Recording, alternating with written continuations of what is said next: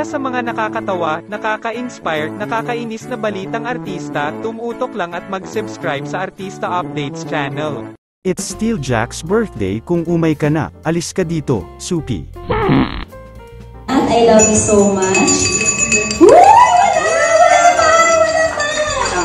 Maraming salamat din sa pagmamahal sa pamilya ko.